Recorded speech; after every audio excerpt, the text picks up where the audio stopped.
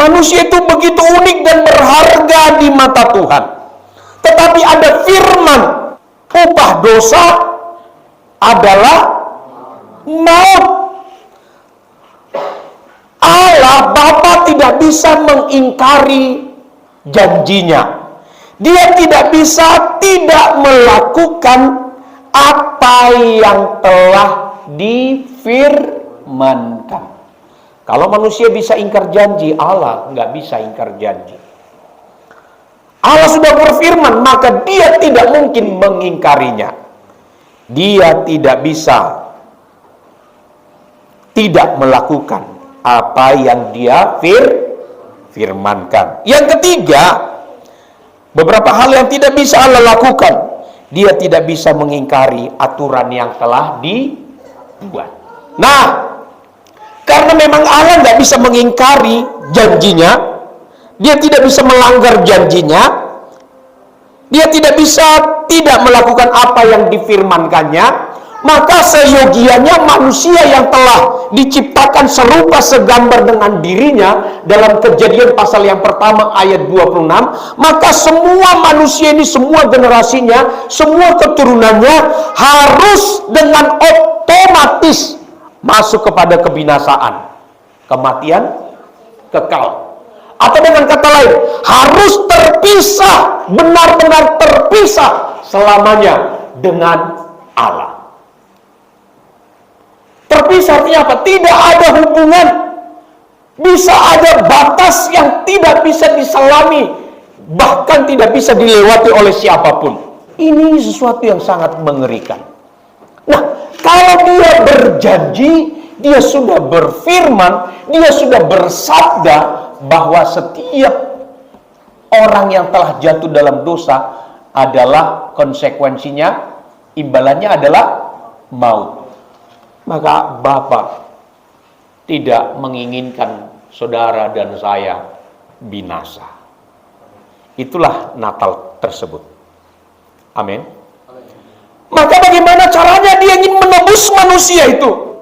Kalau saudara baca dalam kitab Kejadian, saat Adam dan Hawa jatuh ke dalam dosa, maka Allah membuat korban yang pertama.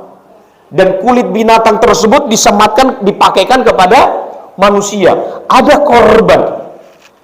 Dan kalau saudara membaca bahkan dalam kitab Imamat, bagaimana orang harus mempersembahkan korban. Bapaknya mempersembahkan korban untuk dirinya, anak-anaknya mempersembahkan korban untuk anak dirinya sendiri, masing-masing satu orang satu korban. Selalu ada korban. Tetapi korban yang mereka lakukan adalah korban yang tidak bisa menghapuskan dosa umat manusia. Allah yang tidak bisa disentuh, tidak bisa dilihat, tidak bisa diraba oleh manusia, dia harus berinkarnasi. Dia harus membatasi dirinya. Sebab kalau dia datang sebagai Allah, dia tidak bisa menebus manusia. Bagaimana mungkin Allah bisa mati? Betul nggak? Kalau dia datang sebagai Allah, maka penebusan tidak terjadi. Allah harus berinkarnasi menjadi manusia, yaitu putra Allah, yaitu Yesus sendiri. Dari kekekalan harus berinkarnasi menjadi manusia. Kalau kita membaca dalam kitab Filipi pasal yang kedua, hendaklah kita menaruh pikiran dan perasaan seperti yang terdapat dalam Kristus Yesus, yang walaupun dia Allah, tidak menganggap kesetaraan dengan Allah itu sebagai milik yang harus dipertahankan. Melainkan ia telah mengosongkan dirinya, kenosis. Dia membatasi dirinya. Dia punya hak untuk terhormat. Tetapi saat dia memutuskan untuk menjadi manusia, itu menjadi sesuatu yang sangat berbahaya sebenarnya. Kenapa? Karena dia yang maha tinggi. bersama-sama dengan Bapa di kekekalan. Dia harus turun ke dunia, menjadi terbatas dan bahkan terhina malah. Coba buka dulu Ibrani 2 ayat yang ke-9. Nah, tetapi yang untuk waktu yang singkat dibuatnya sedikit lebih rendah daripada, yaitu Yesus, dalam waktu yang singkat. Ini waktu Yesus menjadi manusia, dibuatnya lebih rendah daripada malaikat, yaitu Yesus. Kita lihat, yang oleh karena penderitaan maut dimahkotai dengan kemuliaan dan hormat, supaya oleh kasih karunia Bapa ia mengalami maut bagi semua manusia. Kalau dia datang sebagai Allah, dia nggak bisa mati. Paham sampai sini? Bapak Ibu Saudara, Yesus datang ke dunia menjadi manusia, tujuannya jelas. Dia harus menjadi manusia. Bahkan dalam kitab Ibrani pasal yang kedua dengan lantang dijelaskan, bahkan dalam waktu singkat dia bahkan lebih rendah daripada malaikat. Tujuannya satu, karena kasihnya kepada kita. Amin. Makanya dalam Yohanes pasal yang ketiga ayat 16, para teolog berkata kalau mau diringkaskan Alkitab kita dari perjanjian lama dan perjanjian baru, kayaknya bisa diringkaskan satu ayat, Yohanes 3 ayat 16. Karena begitu besar kasih Allah akan dunia ini, saudara dan saya, sehingga ia telah mengaruniakan anaknya yang tunggal, supaya setiap orang yang percaya kepadanya tidak binasa, melainkan beroleh hidup yang kekal. Tujuannya di kekekalan, Bapak Ibu Saudara. Karena dosa adalah membuat manusia mati, terpisah dengan Allah selamanya. Tetapi Yesus berinkarnasi menjadi manusia. Dia datang menjadi manusia supaya bisa menebus umat manusia ini, supaya bisa menjadi korban. Kalau dia datang sebagai Allah, siapa yang bisa menangkap dia? Paham Bapak Ibu, bisa nangkap ya? Jikalau sampai Yesus datang ke dunia ini, bahkan dalam Alkitab berkata, dia direndahkan. Hanya satu tujuannya. Saya mau katakan betapa berharganya saudara di hadapan Bapa di surga.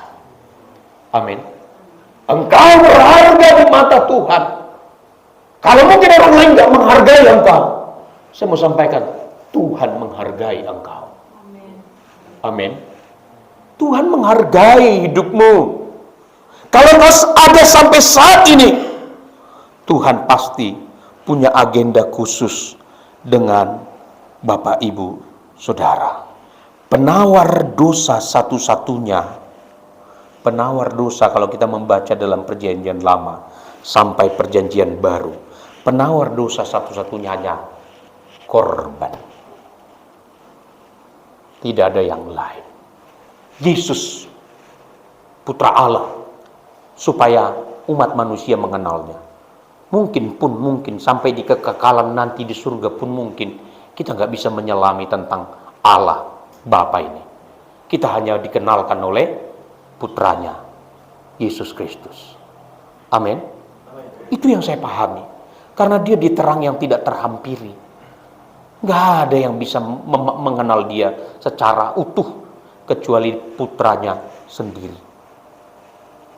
Jadi berbahagialah kita yang bisa mengenal Kristus, sehingga kita dilayakkan untuk nanti masuk ke rumah Bapa. Penawar dosa hanya satu, korban. Itu sebabnya dalam Kejadian, Theophany, Allah datang mencari manusia itu. Hei Adam, di manakah engkau? Itu pasti putranya. Dari kekekalan. Adam, di mana engkau? Iya Tuhan. Singkat cerita, Korban yang pertama, binatang. Yang berikutnya kita mengenal dari kitab Imamat tadi, korban. Sampai yang terakhir, korban yang satu, yaitu korban yang kudus, domba Allah, menjadi korban untuk menebus semua umat manusia. Nah, kenapa sampai berkata karena begitu besar kasih Allah akan dunia ini? Karena sejak zaman dahulu sampai kitab Yohanes ini ditulis, belum pernah ada sejarah raja mengorbankan putranya demi rakyat jelata. Belum pernah ada sejarah. Bahkan sampai sekarang sepertinya tidak ada seorang presiden ataupun raja yang rela mengorbankan putra satu-satunya untuk rakyat jelata yang gak jelas seperti kita. Emang apa jelasnya kita? Kan gitu kan? Tapi dia rela mengorbankan putranya. Itu sebabnya dikatakan karena begitu besar kasih Allah akan dunia ini. Belum ada seperti itu. Bapa mengorbankan putranya untuk kita. Gak ada yang seperti itu. Makanya kalau Natal ada lagu Amazing Grace. Wih, keren banget itu. Betapa Allah sangat mengasihi engkau. Dia mau mengorbankan putranya Yesus demi kita. Kalaupun orang lain tidak menganggap engkau berharga, jangan sampai itu menjadi tolok ukur bagimu. Amin. Jangan sampai engkau merendahkan dirimu. Bapa menghargai engkau. Kita pun harus menghargai hidup kita. Bapa menghargai pasangan kita. Bapa menghargai keluarga kita. Bapa juga menghargai orang-orang di sekitar kita. Maka kita punya kewajiban berdoa. Kiranya kita menjadi sumber anugerah bagi orang-orang yang belum mau setia datang kepada Tuhan. Saudara berharga di mata Tuhan. Suamimu berharga di mata Tuhan. Walaupun mungkin dia lebih cepat ngomongnya dari perasaannya. Ya kan? Lebih cepat mulutnya daripada perasaannya. Ya kan? Istri kita berharga di mata Tuhan. Walaupun perasaannya lebih cepat dari pikirannya. Dia berharga di mata Tuhan. Orang tuamu berharga di mata Tuhan walaupun dia cerewet. Jangan anak muda. Kalau masih ada orang tua, cium kakinya, cium tangannya. Amin ya. Hargai, maksud saya hargai dia. Gunakan kesempatan itu untuk berbakti